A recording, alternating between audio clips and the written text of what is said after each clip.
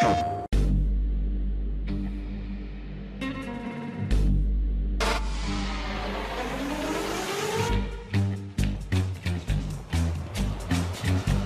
is survival racing, urban off-road racing, the party at the end of the world.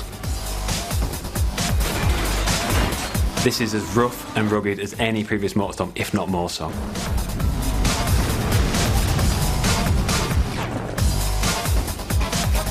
So what we're here to do is put a couple of diaries together that really try and explain the two major modes in MotorStorm Apocalypse. Festival mode is the main single-player campaign in MotorStorm Apocalypse. You'll race amongst buildings which are falling down around you, on the beaches, down in tunnels and the sewers. In this game, the festival represents a much more story-driven campaign. Every race has a sense of persistence. You go from track to track, and whatever happens in the last race will follow over into the next race.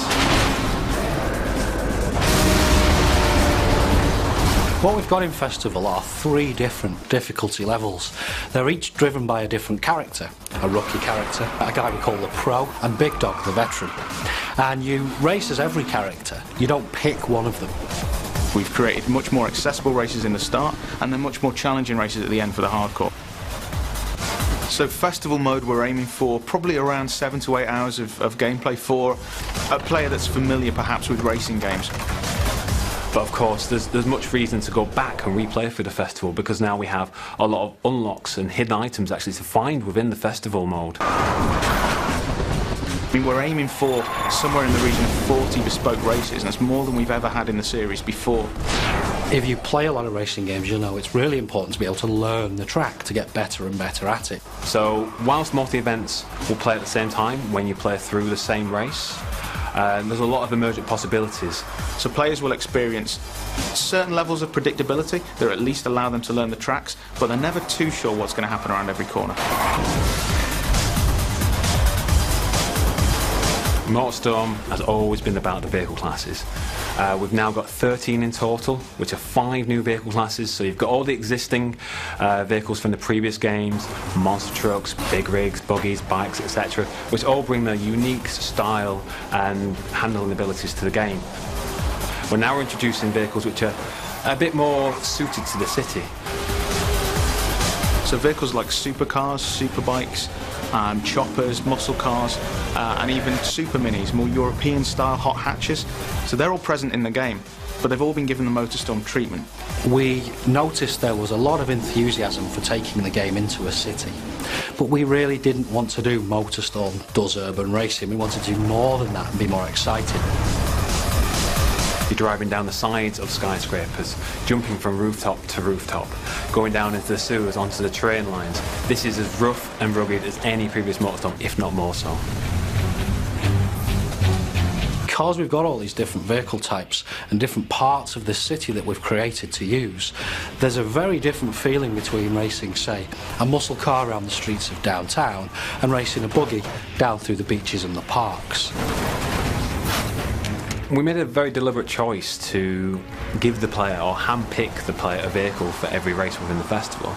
And the reason being is that we can then tailor the grids, the AI that you're playing against, around that vehicle choice. For example, one of the races may feature the player on the bike, but then every other AI competitor has a big rig, and their objective is to just take you out. So you have to survive this race more than anything else.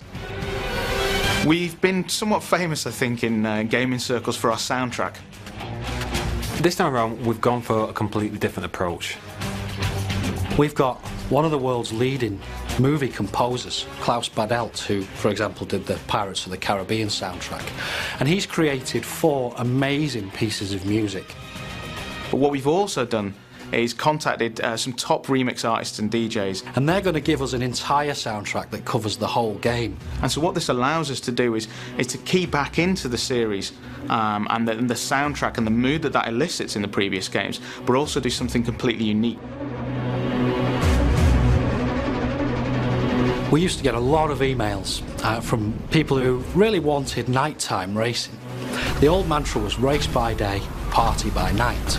The truth of the matter was a little bit more mundane, and that was it was actually quite difficult to develop night races with the technology we had. And what we've decided to do this time around is make sure that it's race and party, day and night. And we're never going to race kind of in the middle of the night, because we found it just isn't particularly enjoyable. It's dark enough so that the headlights have a use, and it really makes the race feel different to how it would play out in the daytime. We've added life to the city in the form of a private military contractor and a bunch of crazy looters.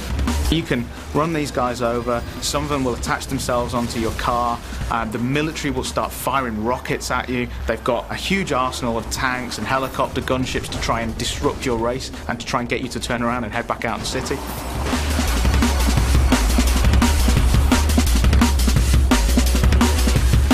When you play the game, it feels different. It feels like no type of off-road racing experience you've had and no type of urban racing experience that you've had before. They kind of come together really nicely to offer a whole fresh take on this type of experience.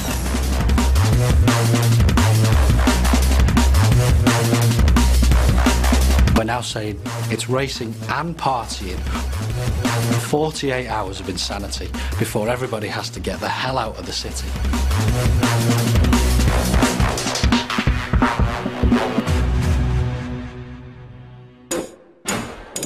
PlayStation